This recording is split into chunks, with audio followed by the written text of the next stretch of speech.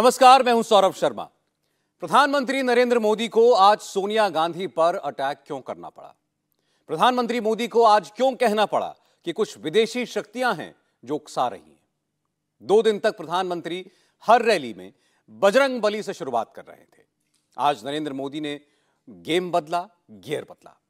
आज मोदी ने शुरुआत जय बजरंग बली के नारे से की और भाषण का अंत सोनिया गांधी पर डायरेक्ट अटैक से किया। दरअसल सारे न्यूज चैनल्स के सर्वे और कांग्रेस और बीजेपी दोनों ही पार्टियों के इंटरनल सर्वे भी एक इशारा कर रहे हैं कि यह toughest election of the year है।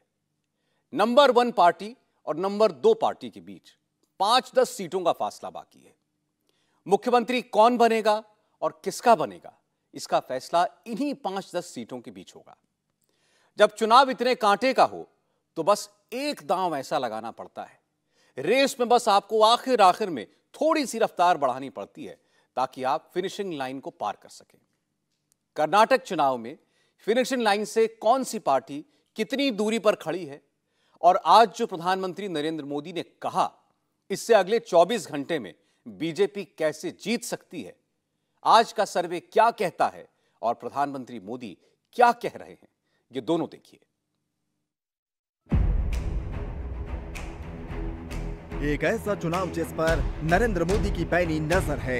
एक ऐसा चुनाव जो राहुल गांधी, प्रियंका गांधी और खड़गे तीनों का भविष्य तय करेगा। एक ऐसा चुनाव जिसका नतीजा तय करेगा 2024 में क्या होगा। बिहार में नीतीश कुमार, यूपी में अखिलेश मायावती, दिल्ली में केजरीवाल, तमिलनाडु में स्टालिन, केरल में विजयन और ओडिशा में नवीन पटनायक। मोदी के जितने विरोधी हैं वो दिल थाम कर कर्नाटक के नतीजे का इंतजार कर रहे हैं। 13 मई ये तारीख तय करेगी मई 2024 में किसकी सरकार बनेगी।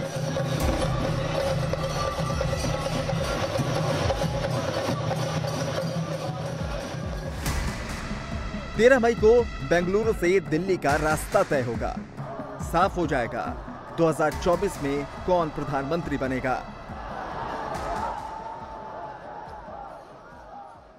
मैं कुछ भी कर सकता हूं, आप मुझे रोक नहीं सकते। पब्लिक कुछ नहीं है, हमारी लूट ही है सब कुछ, हमारी सत्ता ही है सब कुछ। बंधु भगिनीरे, कर्नाटका के लोगों के लिए ये चुनाव इतिहास बनाने, नया इतिहास रचने का चुनाव है। संडे की सुबह सुबह बेंगलुरु की सड़कों पर प्रधानमंत्री का एक तरह से इम्तिहान हुआ और बेंगलुरु के इम्तिहान में नरेंद्र मोदी अव्वल नंबर से पास हो गए, क्योंकि जो बेंगलुरु को जानते हैं वो मानते हैं कि रविवार की सुबह बेंगलुरु की सड़कों पर भीड़ नहीं आती, लेकिन रविवार सुबह भीड़ आई, जिससे पता चला कि मोदी की पॉपुलैरिटी टॉप पर है।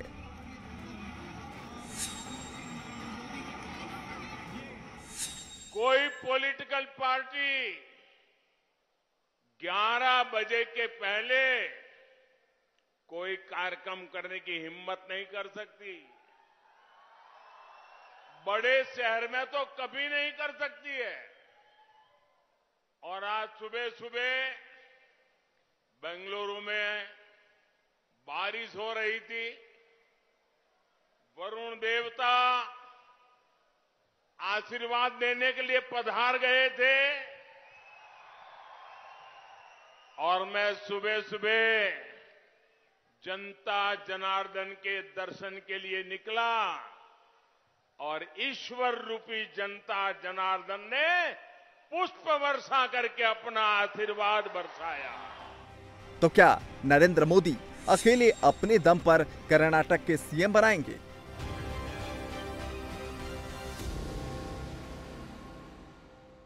कांग्रेस खुलकर कर्नाटका को भारत से अलग करने की वकालत कर रही है। टुकड़े टुकड़े गैंग की बीमारी कांग्रेस में इतनी ऊपर तक पहुंच जाएगी, मैंने कभी सोचा तक नहीं था।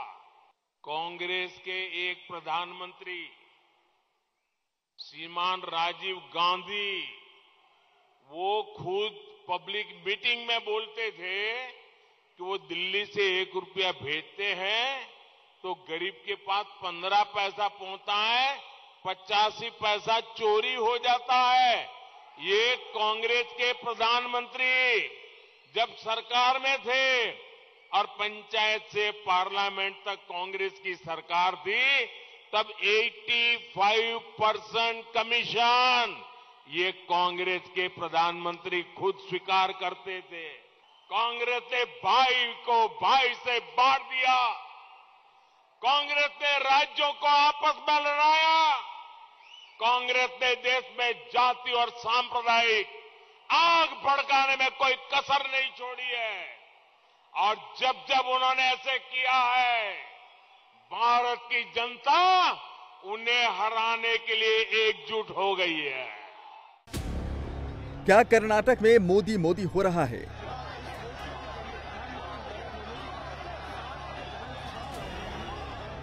चुनाव के आखिरी राउंड में प्रचार का सबसे ज्यादा जो साउंड सुनाई दिया वो है बजरंगबली और नरेंद्र मोदी। तो क्या कर्नाटक की जनता बजरंगबली के नाम पर वोट देगी? जनता का आखिर मूड क्या है?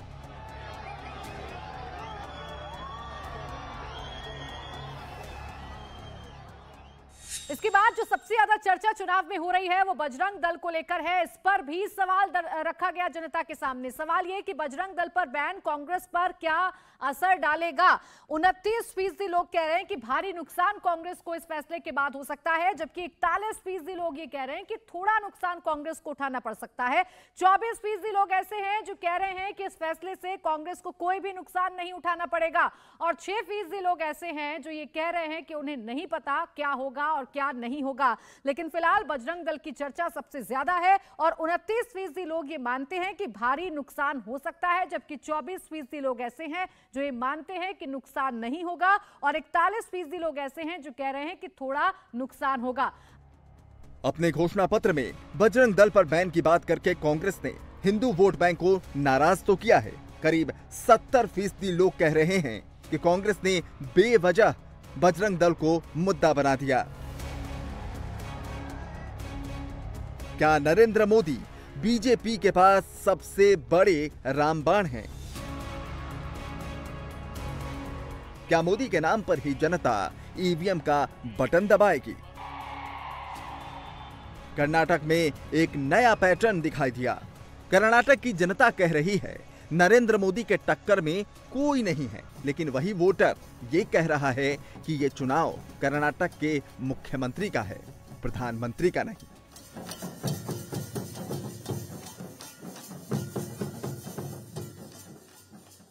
कर्नाटक में चर्चा है प्रधानमंत्री नरेंद्र मोदी के एग्रेसिव कैंपेनिंग की, और यही सवाल जनता के सामने भी रखा गया है। मोदी की एग्रेसिव कैंपेनिंग से रिजल्ट बदलेगा? हाँ में कहने वाले लोग 35% रहे, थोड़ा बदलेगा ये 21% लोग कह रहे हैं, नहीं इसका कोई असर नहीं पड़ेगा ये कहने वाले 30% लोग रहे, और कह नहीं सकते यानी इस पर इनकी कोई राय नहीं है ये कहने वाले 14% लोग रहे। यानी पीएम की कैंपेनिंग से चुनाव में बदलाव होगा ये कहने वाले लोग 35% रहे। भौगोलिक तरीके से कर्नाटक को 6 हिस्सों में बांटकर देखा जाता है। ग्रेटर बेंगलुरु जहां 32 सीटें हैं, हैदराबाद कर्नाटक जहां 40 सीटें हैं, मध्य कर्नाटक 21 सीट, तटीय कर्नाटक 19 सीट, बॉम्बे कर्नाटक 50 सीट और ओल्ड मैसूर जहां 62 सीटें हैं। तो 224 सीट की इस लड़ाई में सबसे पहले बात बेंगलुरु की करते हैं, जहां प्रधानमंत्री मोदी का सबसे विशाल और सबसे लंबा रोड शो निकला। ग्रेटर बेंगलुरु की 32 सीटों पर मुकाबला बड़े कांटे का है। बीजेपी अपनी सीटें बढ़ा रही है। ग्रेटर बेंगलुरु में 5 जिले हैं: Bangalore urban, Bangalore rural, BBMP central, BBMP north और बीबीएमपी साउथ। इन 5 जिलों में बीजेपी के लिए ग्रीन सिग्नल है। यहां बीजेपी अपनी सीटों को पिछले चुनाव के मुकाबले बढ़ाने जा रही है। अब आपको ग्रेटर बेंगलुरु की हम सीट बता देते हैं। कुल 32 सीटें हैं और इसमें बीजेपी 15 सीटें जीत सकती है। 4 गेन कर रही है, यानी 4 का यहां पर फायदा बीजेपी को हो रहा है। कांग्रेस की बात करें तो कांग्रेस भी 15 सीटें जीत सकती है, लेकिन पिछली बार की तुलना में 2 सीटें यहां पर लॉस कर रही है। जेडीएस भी 2 सीटें जीत सकती है। 2 सीटों का नुकसान जेडीएस को ग्रेटर बेंगलुरु में हो रहा है और अन्य के खाते में एक भी सीट नहीं जा रही है। ग्रेटर बेंगलुरु की हम बात करें, कुल 32 सीटें हैं। ये वो इलाका है जहां पीएम मोदी ने जबरदस्त कैंपेनिंग की है, लगातार रोड शो उनके जरिए किए गए हैं और इस रीजन में फिलहाल बीजेपी को फायदा हो रहा है। 15 सीट बीजेपी हासिल कर सकती है। 4 का यहां पर फायदा बीजेपी को होता हुआ नजर आ रहा है। अब बात हैदराबाद कर्नाटक की। यहाँ 7 जिले हैं, गुलबर्गा, यादगीर, बीदर, रायचूर, कोप्पल और बेल्लारी। ये जिले बीजेपी के लिए ऑरेंज अलर्ट वाले जिले हैं, क्योंकि बीजेपी यहां घट रही है। हैदराबाद कर्नाटक में बीजेपी को सबसे बड़ा झटका लगने जा रहा है। अगले रीजन की तरफ बढ़ेंगे और आपको बताएंगे कि वहां पर आखिर किस तरीके से फायदा मिल रहा है, बीजेपी को मिल रहा है, कांग्रेस को मिल रहा है या जेडीएस को मिल रहा है। हैदराबाद कर्नाटक की अगर हम बात करें, इसके बारे में हम चर्चा करेंगे। हैदराबाद कर्नाटक जो रीजन है, आखिर यहां पर कौन बाजी मार रहा है, किसके मुद्दे जनता तक ज्यादा पहुंच रहे हैं। इस रीजन की अगर बात करें तो जल्दी से वो आंकड़ा अब हम आपके सामने रखेंगे और इस आंकड़े से आप समझेंगे कुल 40 सीटें हैं हैदराबाद कर्नाटक रीजन में और कांग्रेस यहां पर हमेशा लीड लेती रही है और इस बार भी कुछ ऐसा ही नजर आ रहा है। बीजेपी के पास सिर्फ 6 सीटें जा सकती हैं, -9 यानी 9 सीटों का नुकसान इस रीजन में भारतीय जनता पार्टी को हो रहा है। जबकि अगर आप कांग्रेस की बात करेंगे तो 32 सीटें यहां पर कांग्रेस जीत सकती है। 11 सीटों का यहां पर इजाफा हो रहा है कांग्रेस को। इसी बात से आप अंदाजा लगा सकते हैं कि कितना मजबूत यहां पर कांग्रेस रहती है। मल्लिकार्जुन खड़गे एक बड़ा चेहरा है और इस रीजन में बीजेपी के पास कोई इतना बड़ा चेहरा नहीं है। जेडीएस की बात करें तो जेडीएस यहां पर कुछ ज्यादा कमाल करती हुई नजर नहीं आ रही है। सिर्फ 2 सीटें इस रीजन में जेडीएस को मिल सकती हैं। सीधे सीधे 2 सीट का नुकसान जेडीएस को हो रहा है। अन्य की बात करें तो अन्य का यहां पर कोई भी खाता नहीं खुल रहा है। यानी अभी फिलहाल आप हैदराबाद कर्नाटक रीजन को देखेंगे तो यहां बीजेपी को नुकसान हो रहा है। बीजेपी 6 सीटें जीत सकती है, 9 सीटों का नुकसान है। उसके उलट अगर हम कांग्रेस की बात करें तो 32 सीटें कांग्रेस को मिल सकती हैं। 11 सीटों का यहां पर जो फायदा है वो कांग्रेस को हो रहा है। बेंगलुरु में बीजेपी आगे चल रही है, हैदराबाद कर्नाटक में कांग्रेस आगे चल रही है। कर्नाटक का मुकाबला सच में इसी तरह कांटे का मुकाबला है। अब मध्य कर्नाटक की तस्वीर आपको दिखाते हैं। चित्रदुर्गा से शिवमोगा और दावणगेरे की पब्लिक क्या सोच रही है। यहां की 21 सीटों पर कांग्रेस और बीजेपी के बीच जबरदस्त मुकाबला है। यहां पर भी बीजेपी कांग्रेस से 4 कदम आगे दिखाई दे रही है। मध्य कर्नाटक के 3 जिलों चित्रदुर्ग, दावणगेरे और शिवमोगा में विधानसभा की 21 सीटें हैं और इन 21 सीटों में से हमारे सर्वे के मुताबिक बीजेपी 13 सीटें जीत सकती है। 4 सीटों का नुकसान, कांग्रेस पार्टी 8 सीटें जीत सकती है। सीधे 4 सीटों का फायदा उसको। जेडीएस पिछली बार भी यहां कोई सीट नहीं जीत पाई थी, इस बार भी कोई सीट नहीं जीत पाएगी, अन्य की तरह ही। तटीय कर्नाटक वो इलाका है जहां बजरंगबली का मुद्दा सबसे ज्यादा गूंजा, जहां सबसे ज्यादा ध्रुवीकरण होता है। ऐसा माना जाता है कि तटीय कर्नाटक में वोट हिंदू मुसलमान के नाम पर पड़ते हैं। मैंगलोर से लेकर उडुपी तक की पब्लिक किसे मुख्यमंत्री बना रही है? क्या बजरंगबली के नाम पर ही इस बार बटन दबा रही है? तटीय कर्नाटक का ओपिनियन पोल क्या कहता है, देखिए। तटीय कर्नाटक की बात करें तो यहां 19 सीटें हैं और हमारे सर्वे के मुताबिक इन 19 सीटों में बीजेपी अपनी परिस्थिति कमोबेश पिछली बार की तुलना के आसपास रख सकती है। हालांकि 1 सीट का नुकसान उसे हो सकता है। 15 सीटें बीजेपी जीत सकती है। कांग्रेस पार्टी काफी पीछे बीजेपी से, हालांकि उसे 1 सीट का फायदा हो सकता है। जेडीएस को पिछली बार की तरह इस बार भी कुछ नहीं मिलता हुआ दिखाई दे रहा।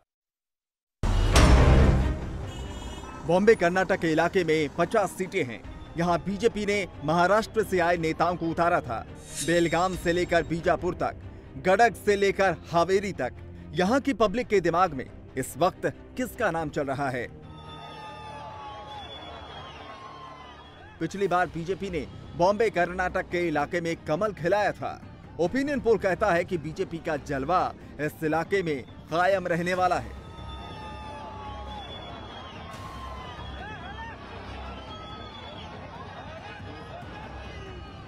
बॉम्बे कर्नाटक रीजन में 50 सीटें आती हैं और बीजेपी को यहां पर एक सीट का नुकसान होता हुआ दिखाई दे रहा है। 29 सीटें बीजेपी जीत सकती है। कांग्रेस पार्टी को 3 सीटों का फायदा हो सकता है इस रीजन में। 20 सीटें बीजेपी जीत सकती है इस क्षेत्र में। जेडीएस को 2 सीटों का नुकसान यहां हो सकता है। अब उस इलाके की बात करते हैं जिस इलाके का नाम सुनते ही बीजेपी के नेताओं की धड़कनें बढ़ जाती हैं, जो बीजेपी का हमेशा से कमजोर गढ़ रहा है, जहां बीजेपी नंबर 3 की पार्टी कही जाती है, जहां हिंदू मुसलमान से ज्यादा किसान का फैक्टर चलता है, जहां अब तक लड़ाई कांग्रेस और कुमारस्वामी की जेडीएस के बीच होती है। क्या ओल्ड मैसूर में बीजेपी की किस्मत खुलेगी? क्या ओल्ड मैसूर से ट्रेंड बदलेगा? चिकमंगलूर से तुमकुर तक, कोलार से लेकर मांड्या तक, कोडगू से लेकर मैसूर तक सारे बड़े इलाके हैं। सबसे ज्यादा 62 सीटें इसी रीजन में हैं।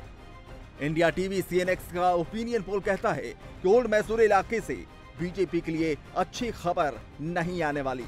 यहां बीजेपी इस बार भी नंबर 3 पर खिसक रही है। ओल्ड मैसूर के रीजन में 62 सीटों में बीजेपी को 8 सीटों का भारी भरकम नुकसान होता हुआ दिखाई दे रहा है। 7 सीटों पर बीजेपी जाकर सिमट सकती है। कांग्रेस पार्टी को 8 सीटों का सीधा फायदा, 26 सीटें बीजेपी जीत सकती है और जेडीएस को 1 सीट के मुनाफा होता हुआ दिखाई दे रहा है। 28 सीटें मिल सकती हैं। कर्नाटक में ना इस पार ना उस पार। कर्नाटक में फिर एक बार बन रही है त्रिशंकु सरकार। 224 सीट वाली विधानसभा में बीजेपी 85 सीट पर आ रही है। बीजेपी को इस बार 19 सीटों का नुकसान होगा। कांग्रेस को 25 सीटों का फायदा हो रहा है। कांग्रेस 105 सीटों तक पहुंचेगी। कुमारस्वामी की जेडीएस पिछली बार की तुलना में 5 सीटें कम पा रही है। 224 सीटों वाली कर्नाटक की विधानसभा कुछ यूं दिखाई दे सकती है आपको। कांग्रेस पार्टी सबसे बड़ी पार्टी बनकर उभर सकती है, लेकिन उस 113 के मैजिक फिगर से दूर 105 सीट के साथ 25 सीटों का फायदा हो सकता है 2018 की तुलना में कांग्रेस को। बीजेपी को 19 सीटों का नुकसान होते हुए 85 सीटों पर जाकर बीजेपी ठहर सकती है। जेडीएस को भी 5 सीटों का नुकसान, 32 सीटों पर ठहर सकती है जेडीएस और अन्य को 2 सीटें मिल सकती हैं। और अगर आप पूरे कर्नाटक विधानसभा की तस्वीर देखें तो हमारे इस सर्वे के मुताबिक बीजेपी को 36% वोट हासिल हो सकते हैं, कांग्रेस पार्टी को 40%, 4% का वोट डिफरेंस बीजेपी और कांग्रेस के बीच में रह सकता है। जेडीएस को 18% वोट शेयर मिल सकता है और अन्य को 6%। तो बीजेपी और कांग्रेस के बीच 4% का वोट शेयर का गैप रह सकता है। इस ओपिनियन पोल के मुताबिक कर्नाटक में इस बार सरकार कैसे बनेगी, इसके 2 विकल्प हैं। पहला विकल्प, कांग्रेस और कुमारस्वामी मिलकर सरकार बनाए, मतलब 105 सीट वाली कांग्रेस और 32 सीटों वाली जेडीएस। ये दोनों साथ आ गए तो सरकार बन जाएगी, लेकिन ये फैसला होते ही मुख्यमंत्री के नाम पर लड़ाई शुरू हो जाएगी। 3 चेहरे हैं, सिद्धारमैया, डीके शिवकुमार या कुमारस्वामी। तो अब यही अगर परिस्थिति रहती है तो हम कोई दावा नहीं कर रहे कि हमने जो कह दिया वो फिर ब्रह्म वाक्य है, लेकिन ये हमारा असेसमेंट है। तो अब एक जो स्वाभाविक सा दिखता है अभी की सूरत में, कोई भी आपके से बात करें भाई ठीक है ये अभी जो ताजा जो कॉम्बिनेशन बन के हटा है वो कांग्रेस और जेडीएस का बना था, तो इस बार भी हो सकता है बन जाए। और ये आंकड़ा भी बड़ा देखने को मिलता है, 105 + 32 137। तो वैसे भी आप देखें तो कांग्रेस और जेडीएस हर लिहाज से एक कॉम्बिनेशन लोगों को लगता है कि नेचुरल कॉम्बिनेशन बन सकता है, क्योंकि पहले भी साथ में रहे। दूसरा विकल्प है बीजेपी और जेडीएस। ये दोनों पार्टियां मिलकर सरकार बनाएं। इन दोनों की सीटें मिलकर बहुमत से पार हो जाती हैं। बीजेपी की 85 और जेडीएस की 32 सीटें मिला दें तो 117 सीटें होंगी। यहाँ पर भी सवाल उठेगा, मुख्यमंत्री कौन बनेगा, बम्बई या कुमारस्वामी? पॉपुलैरिटी के हिसाब से देखें तो कौन सा नेता कर्नाटक में सबसे पॉपुलर माना जाता है, जरा ये भी देख लीजिए। देखिए मुख्यमंत्री कौन बनेगा। सिद्धरमैया जी के पक्ष में 32% लोगों ने हामी भरी, बसवराज बोम्मई के पक्ष में 27% लोगों ने एक बात बताएं, येदियुरप्पा जी के लिए 11% लोगों ने हाँ में जवाब दिया, कुमारस्वामी के पक्ष में 16%। देखिए सौरभ जी, डीके शिव कुमार के पक्ष में 7%। देखिए सौरभ जी, ये आंकड़ा आप पर एक तरफ तो आप कहते हैं कि इससे येदियुरप्पा जी जो हैं वो बहुत ज्यादा पॉपुलर हैं, इनको लेकर के कैसे, लेकिन यदि आंकड़ा देखें तो हमको लगता है कि बस और आज मुंबई जो है वो बेहतर सवाल नहीं है ना। नहीं, मुख्यमंत्री के तौर पे प्रोफेसर साहब, नहीं सवाल ये था कि सीधा सवाल है मुख्यमंत्री कौन बनेगा, तो लोग देख रहे हैं कि उनको रिटायर कर दिया। लेकिन आप तो एक नई संभावना बता रहे हैं सौरभ जी, मैं बड़ी गंभीरता से कह रहा हूं, अगर आपके इस सर्वे के इस आंकड़े को मैं देखूं तो नई संभावना दिख रही है 7% में, जेडीएस में संभावना नहीं दिख रही है। पिछला चुनाव भी डीके शिव कुमार ने अपनी ताकत से जिताया था। जो भी कांग्रेस को सीटें मिली थी, भले वो सरकार नहीं चल पाई, लेकिन जो सरकार बनी थी वो डीके शिव कुमार की ताकत से बनी थी। कर्नाटक का चुनाव प्रचार सबसे भीषण हुआ। नरेंद्र मोदी ने रोड शो किए, दिन में 3-3 रैलियां की। राहुल गांधी, प्रियंका गांधी खड़गे, डीके शिव कुमार, सिद्धारमैया सब उतरे। एक-एक जिले में एक-एक टीम 1-1 महीने तक रखी गई। मंत्रियों की चुनाव ड्यूटी लगाई गई। इतने घनघोर प्रचार के बाद भी त्रिशंकु परिणाम क्यों आ रहे हैं? इसकी वजह है कर्नाटक की कास्ट पॉलिटिक्स।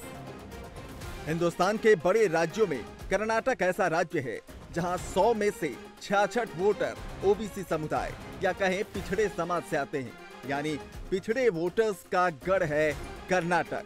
पिछड़े वोटर्स में 3 प्रभावशाली जातियां हैं, लिंगायत, वोक्कालिगा और कुरुबा। लिंगायत समाज से आते हैं बीजेपी के 2 टॉप लीडर, येदियुरप्पा और बोम्मई। वोक्कालिगा समाज से आते हैं जेडीएस के कुमारस्वामी और डीके शिव कुमार, और कुरुबा समाज से आते हैं सिद्धारमैया। लिंगायत वोटर की अगर बात करें तो बीजेपी उसकी पहली पसंद इस बार भी है। 76% तक लिंगायत वोट मिल सकता है बीजेपी को। कांग्रेस पार्टी को 15% लिंगायत वोटर का साथ मिलता हुआ दिखाई दे रहा है, और जेडीएस के साथ 3% तक लिंगायत वोटर जा सकता है।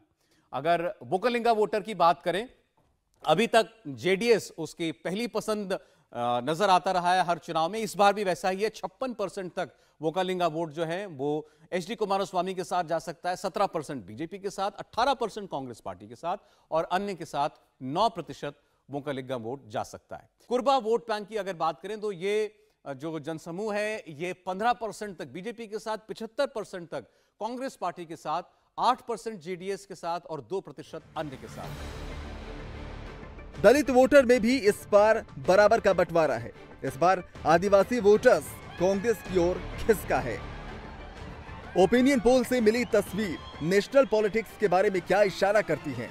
अगर कर्नाटक में कांग्रेस की सरकार नहीं बनी, अगर बीजेपी और जेडीएस ने मिलकर सरकार बना ली, तो इसका मतलब हुआ एक बार फिर राहुल गांधी के हाथ से बड़ा राज्य निकल गया, और 2024 के चुनाव के वक्त कांग्रेस के पास छोटे से राज्य हिमाचल में सरकार होगी। राजस्थान और छत्तीसगढ़ में इसी साल आखिर में चुनाव होने हैं। सारे सर्वे बता रहे हैं कि राजस्थान में कांग्रेस हार सकती है। ऐसे में कर्नाटक की हार कांग्रेस के 2024 वाले प्रचार को पटरी से उतार सकती है। बीजेपी अगर जेडीएस के साथ मिलकर सरकार बना लेती है तो मोदी के लिए दक्षिण का द्वार खुला रहेगा। यहां से बीजेपी का कैंपेन तेलंगाना होते हुए तमिलनाडु पहुंचने की कोशिश करेगा। संपूर्ण विपक्ष की मीटिंग कर्नाटक के चुनाव नतीजों का इंतजार कर रही है। ममता, नीतीश, शरद पवार, इन सब की बैठक पटना में होनी है।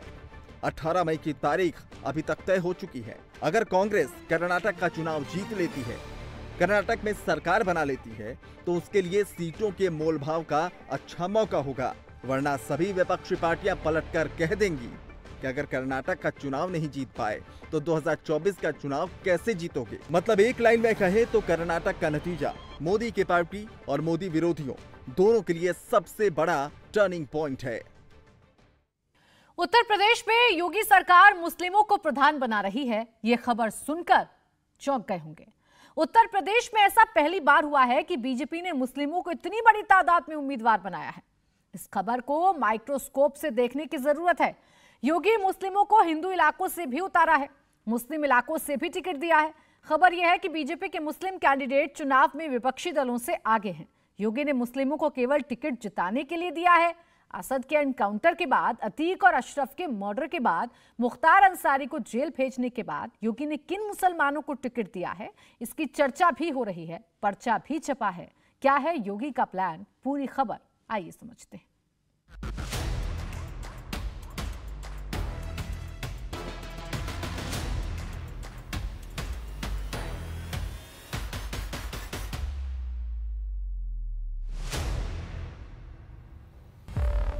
योगी ने चल दी है 24 की चाल, मायावती भी परेशान, अखिलेश भी हैरान।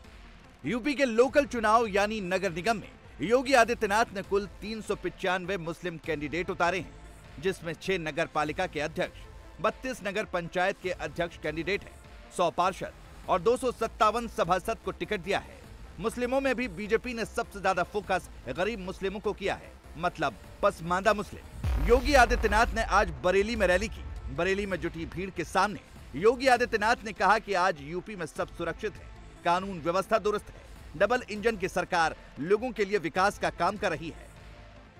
12 से 17 के बीच में प्रदेश के जो नगर थे जिनमें सर्वाधिक बार कर्फ्यू लगा था, उसमें आपके बरेली का भी नाम आता है। हर 6 महीने में एक बार यहां कर्फ्यू लगता था। पर्व और त्योहार भय और दहशत के साये में आयोजित करने के लिए हर आस्थावान नागरिक मजबूर होता था। दंगा और उपद्रव उत्तर प्रदेश की पहचान बन गए थे।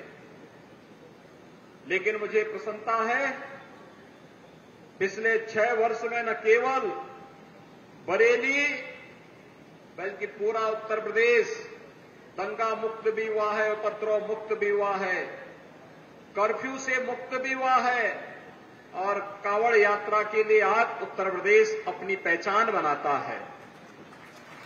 उत्सव और महोत्सव का प्रदेश उत्तर प्रदेश बन गया है। योगी आदित्यनाथ की रैली बरेली में हुई, जहां करीब 35% मुस्लिम आबादी है। बीजेपी ने इस बार बरेली में भी मुस्लिम कार्ड खेला है। बरेली नगर निगम में 80 वार्ड है। बीजेपी ने यहां 9 कैंडिडेट मुस्लिम उतारे हैं। मैं शीशगढ़ नगर पंचायत से लड़ रही हूँ, अध्यक्ष के लिए, अध्यक्ष पद के लिए, और मेरा माहौल भी बहुत अच्छा है इस टाइम। अच्छा, ये और मैं जीतना चाहती हूँ। अच्छा, ये बताएं कि वाकई क्या मुसलमान बीजेपी के साथ खड़ा हो रहा है? भाई जाहिर सी बात है, इस बार तो उम्मीदवार भी काफी हमने देखा है कि मैं तो 35 साल से बीजेपी से जुड़ी हुई हूँ। अच्छा। और हम लोग तो पहले 70 साल से हमारे यहाँ चेयरमैन पद के उम्मीदवार सब रहे हैं। 10 साल के लिए हम लोगों को समाजवादी सरकार ने हराया था। अच्छा। उसके बाद में हम बीजेपी के 35 साल से तो मैं जुड़ी हुई हूँ। क्या लग रहा है? क्या बात? तो माशाल्लाह बहुत अच्छा लग रहा है। अल्लाह के हुक्म से हम जीतेंगे और योगी आदित्यनाथ की झोली में लाके डाल देंगे सीट। बताएं अपने इलाके के बारे में, आपको भी उम्मीदवार बीजेपी ने बनाया है, किस तरह के हालात है और क्या वाकई जो मुस्लिम है वो जुड़ पा रहे हैं आप लोगों से? जी, जुड़ने की बहुत कोशिश कर रहे हैं। मुस्लिम लोग जुड़ने की कोशिश कर रहे हैं और हम लोग भी मेहनत कर रहे हैं और हम भी अभी नए जुड़े हैं पार्टी से और अच्छा चल रहा है चुनाव। आप पार्टी से हाल ही में जुड़े हैं? बीजेपी से हाल ही में जुड़े हैं। बीजेपी को उम्मीद है कि जो योजनाएं उसने लोगों के लिए चलाई हैं, उसका लाभ सभी को मिल रहा है। लिहाजा हिंदू हो या फिर मुस्लिम, वोट सबका उन्हें मिलेगा। महानगर बरेली में पहली बार इतिहास में, पहली बार भाजपा के इतिहास में और बरेली के इतिहास में 8 टिकट दिए हैं पार्षद के मुस्लिमों को। बीजेपी ने 8 टिकट दिए हैं, तो कहाँ भेदभाव कर रही है भाजपा?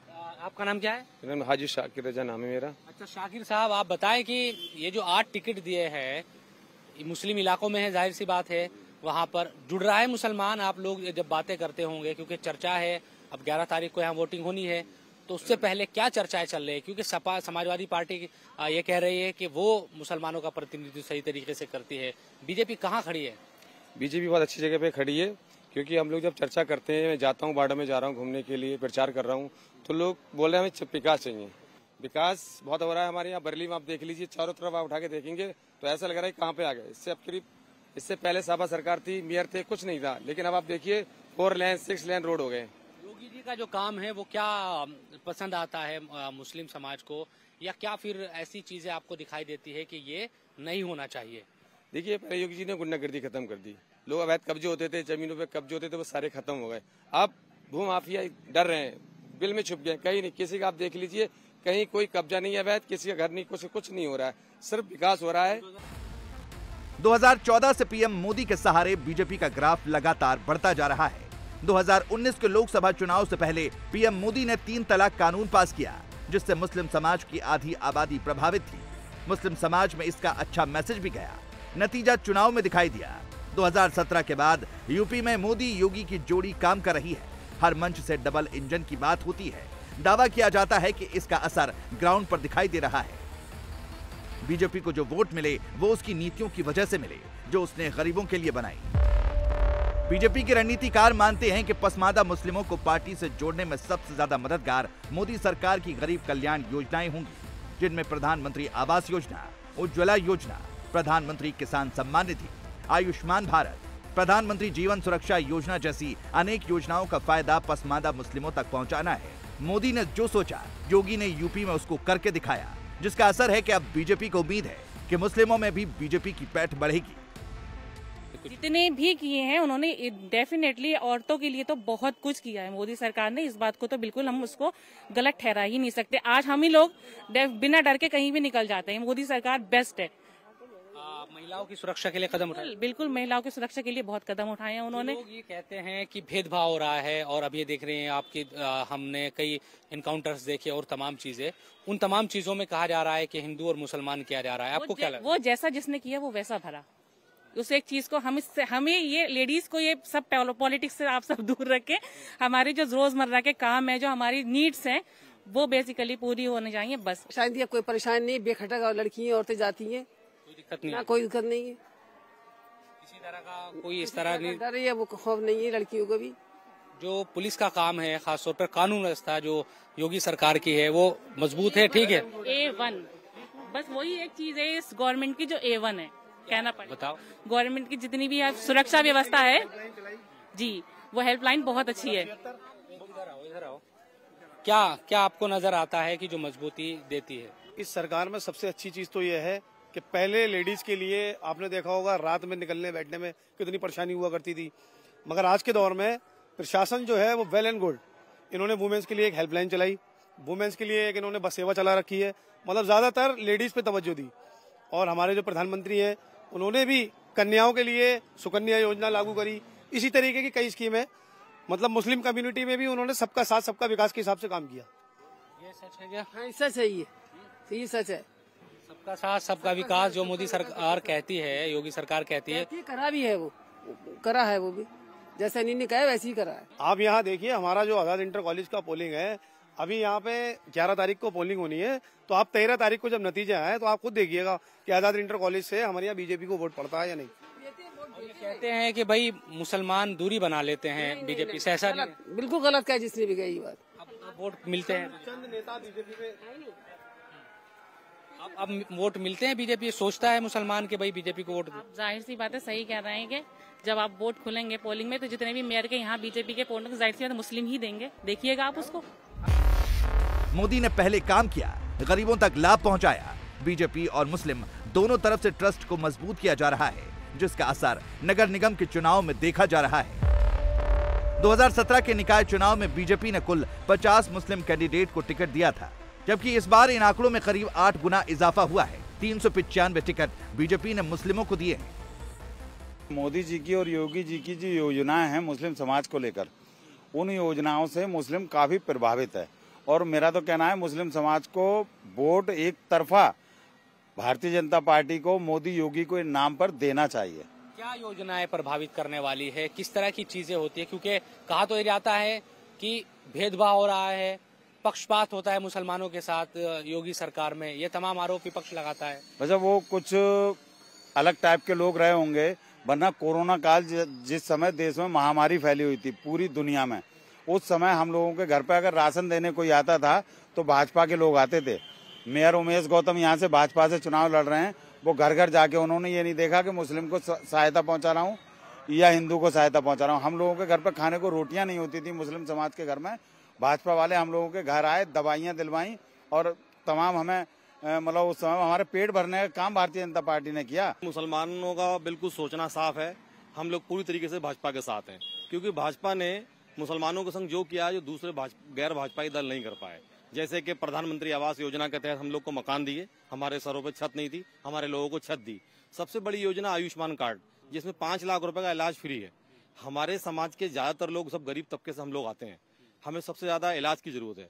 जो माननीय मोदी जी ने हमें इलाज फ्री दिया वो हमारे लिए एक बहुत बड़ी योजना है।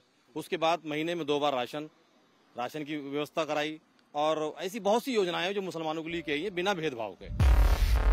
योगी आदित्यनाथ ने अलीगढ़ में भी रैली की, जहां 11 मई को निकाय चुनाव के लिए वोटिंग होनी है। अलीगढ़ की रैली में योगी ने बोला कि अब यूपी में दंगों पर ताला लगा दिया गया है।